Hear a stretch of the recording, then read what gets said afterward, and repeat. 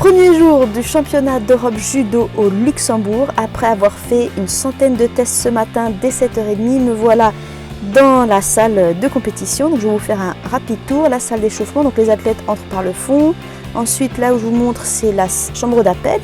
Puis les athlètes arrivent pour combattre. Là, on voit qu'il n'y a pas de public. Derrière le grand écran blanc, c'est la zone télé, live, etc. Et notamment ceux qui retransmettent sur l'écran du haut. Et puis enfin, vous voyez les grandes tables. En haut, la table de l'Europe et juste en dessous, arbitre et commissaire sportif avec le petit coin pause bien sûr qui va bien. Donc voilà cette grande salle que l'on appelle ici la coque. Et c'est parti avec un premier combat que j'arrive à filmer sur une petite pause dans mon travail de bénévole. C'est une jeune Belge qui s'appelle Gente Varstretten, si je ne me trompe pas dans son nom. Donc je ne la connais pas, mais j'avais à cœur de filmer autant les Belges, les Suisses, les Luxembourgeois que les Français. Malheureusement pour elle, ça ne passera pas. J'ai adoré le sasae de son adversaire l'Autrichienne, regardez. Lorsque la Belge qui est en bleu pousse de façon vraiment cassée et très appuyée sur un appui, l'Autrichienne efface son poids de corps, ce qui est quand même le principe du judo, et arrive à marquer ippon. Bravo à cette Autrichienne. Assez rapidement, il y a eu la pause nettoyage tapis et on aura de ces pauses très régulièrement dans la journée. C'est là que j'ai vu toute l'organisation millimétrée pour que les jeunes et les moins jeunes d'ailleurs viennent nettoyer tous ces tapis. Pendant la pause, c'est quand même sympa parce que nous, en tant que bénévoles, c'est aussi les moments où on rencontre des gens, où on peut discuter. J'ai donc rencontré Thierry, voilà, qui est luxembourgeois. Je voulais lui faire un petit clin d'œil. D'autant que c'est le papa d'une Kenza qui a été vice-championne d'Europe cadette quelques semaines plus tôt, qui est luxembourgeoise, donc bravo à elle. En tout cas, c'est sûr que c'est l'un des grands plaisirs d'être bénévole sur une compétition comme ça, c'est de rencontrer plein de gens de pays différents, qui ont des parcours différents. En général, c'est quand même tous des judokas impliqués, passionnés. Donc c'est toujours sympa d'échanger avec eux. Allez, on est reparti sur la suite des combats. Alors j'arrive à capter le combat de Léa Berg grâce à mon ami Jean qui m'avait dit garde un œil sur elle, elle vient de Bordeaux et je veux que tu la surveilles, donc c'est ce que j'ai fait. Regardez, dans ce combat, Léa va gagner, elle est en blanc, mais il se passe un truc incroyable. L'arbitre va dire mater, puis réenchaîner sur l'immobilisation. Donc là, elle arrive à mettre un vague au sotogari, elle tourne son partenaire bleu, l'arbitre dit mater. Et au moment où Léa comprend pas parce qu'elle a une immobilisation, l'arbitre dit immobilisation. Et donc finalement, heureusement, elle reste en immobilisation, ça va compter, c'est comme ça qu'elle va mettre ippon. Mais c'est vrai que je me dis, j'espère que la combattante bleue n'a ni vu ni entendu le mater, parce que c'est surprenant, j'ai quand même rarement vu ça. En tout cas, ça compte. Et Léa gagne, donc bravo à elle. Et tous les Bordelais, vous devez être bien contents, elle va continuer sa compétition un peu plus loin. En attendant, je m'aperçois que d'être aux premières loges, c'est super pour les yeux. Avec un smartphone pour filmer, c'est pas si facile. Les zooms sont pas de très bonne qualité. J'ai rarement un appui pour poser mes coudes, donc ça tremble un peu. Pardonnez-moi pour l'image, la prochaine fois, je ferai beaucoup mieux. J'attrape ensuite le combat de Faiza Mokhtar, qui était mené un Wazari, qui arrive à remonter Swazari avec Setu Chimata. Voilà, la bleue tombe sur le côté, c'est clair et net. Et ce que j'aime bien avec Faiza, c'est qu'elle lâche rien, elle continue au sol, elle va jusqu'au bout. Elle va réussir à immobiliser sa partenaire bleue, qui elle-même va réussir à sortir, comme quoi il ne faut rien lâcher non plus sur la sortie. Mais Faiza continue, elle veut pas s'en arrêter là, elle va réussir à revenir sur la bleue, qui à son tour va la prendre. Bref, ça travaille au sol, c'est un vrai plaisir à voir.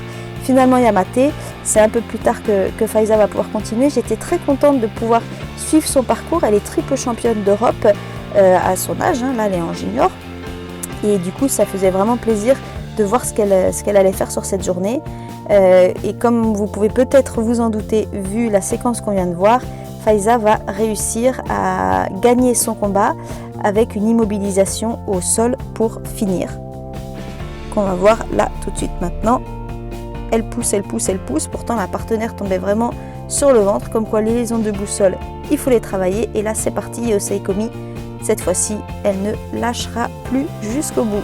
Bravo Faiza, junior, moins de 57 kg. Alors là, c'est assez rigolo parce que j'avais à cœur de suivre ce jeune Belge en blanc. Je vais vous dire juste après pourquoi. Mais il se trouve que j'ai cherché son nom ce soir, qui était un nom un peu russe qui finissait par Mauve. Je ne le trouve pas du tout dans la délégation belge. Il est vrai qu'il avait un dossard EJU. Je pensais que c'est parce que peut-être il avait un judogi qui n'était pas aux normes. Bref, sur le tableau, c'est écrit belge. Dans son dos, c'est EJU. Son nom est russe, je ne le retrouve nulle part, je ne pourrais pas vous dire qui il était. Mais ce que j'ai beaucoup aimé dans ce combat, c'est que l'Autrichien, comme vous le voyez peut-être, semble beaucoup plus physique que lui. Et pendant tout le combat, il le trimballe. Ce jeune belge ou faux belge se fait vite déplacer. On a presque l'impression qu'il y a un écart de catégorie de poids, mais pourtant il ne lâche rien.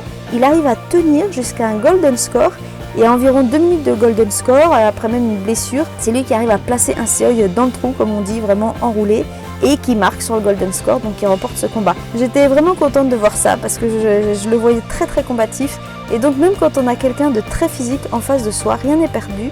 Si on reste combatif, qu'on tient bon, mais surtout qu'on garde le mental et l'attitude physique et technique pour toujours attaquer, y croire et aller chercher sa chance, et bien voilà, on peut gagner un combat, et j'ai trouvé ça une super belle leçon.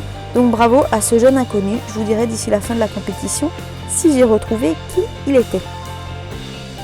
Pour notre chère Léa Bordelaise sur les quarts de finale, petite interruption avec l'équipe médicale qui m'a permis pendant la journée de filmer un peu comment cette équipe médicale fonctionnait, comment elle était organisée. Tout est vraiment très bien chronométré, sans oublier bien sûr l'équipe de ballet qui doit répondre à la seconde aux demandes des arbitres pour nettoyer les tapis. Vraiment ces postes-là de bénévoles, ballet, médical, etc., je me dis bravo à eux, chapeau à eux, c'est vraiment les postes de la patience et de l'attention. Ça peut paraître simple, mais en fait c'est pas si évident que ça de rester des heures et des heures assis, parfois sans être sollicité.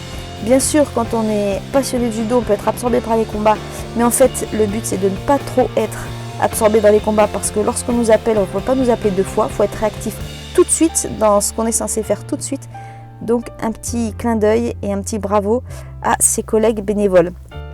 Sur ce combat, malheureusement pour Léa, ça ne passe pas. Elle perd ses quarts de finale puisqu'elle était menée au Wasari et qu'elle n'arrive pas à remonter. Et donc il va falloir qu'elle aille au combat de repêchage. Juste à côté, je récupère le combat de Chloé. Chloé de Victor en moins de 52. Donc vous la voyez ici combattre en blanc. Elle va réussir à marquer assez rapidement grâce au seuil qui arrive. Regardez la façon dont elle entre, dont elle engage le bras bien sous l'aisselle de son partenaire, qui n'a pas d'autre choix que de tourner au-dessus d'elle. Donc ça marque Wasari, tant mieux pour elle. Et ce que j'ai vraiment apprécié chez Chloé, c'est qu'elle ne cherche pas à conserver tout simplement son Wasari, elle cherche à marquer plus encore.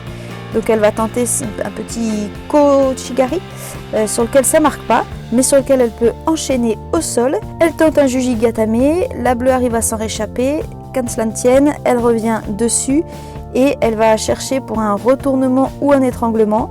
Finalement c'est l'étranglement qui passe et qui paye puisque la bleue frappe. Bravo, Ippon. Chloé peut continuer sa compétition.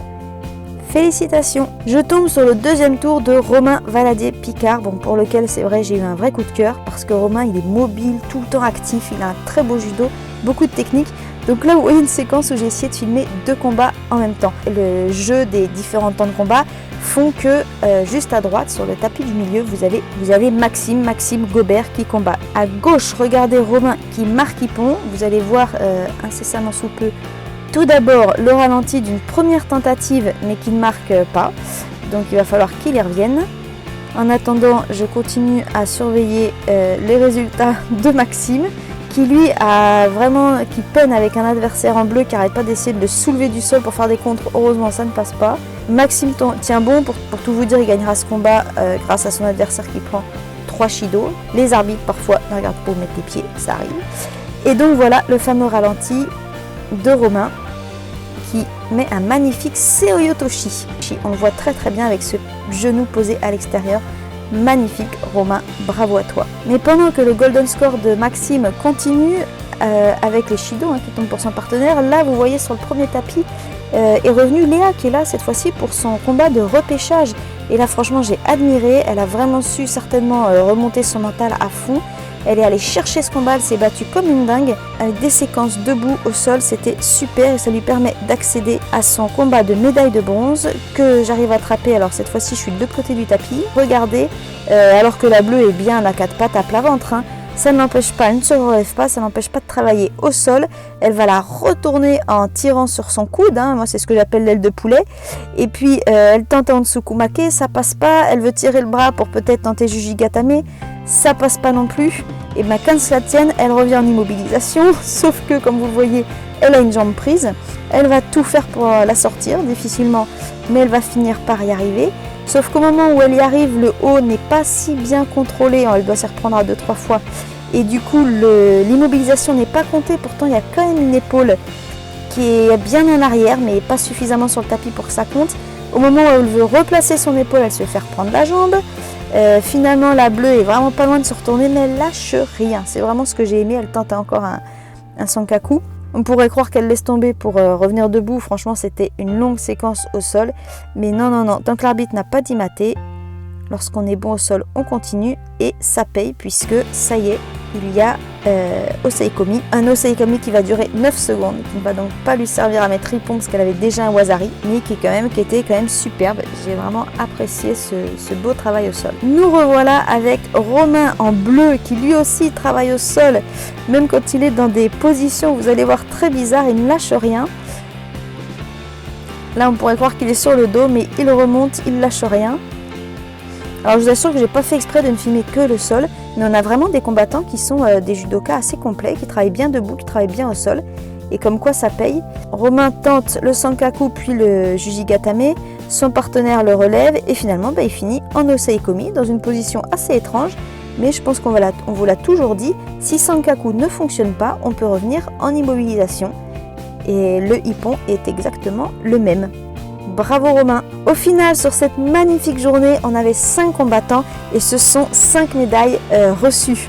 Donc chez les garçons en moins de 60, Romain Valadier-Picard qui est champion d'Europe junior. Chez les moins de 66, Maxime Gobert, également champion d'Europe junior.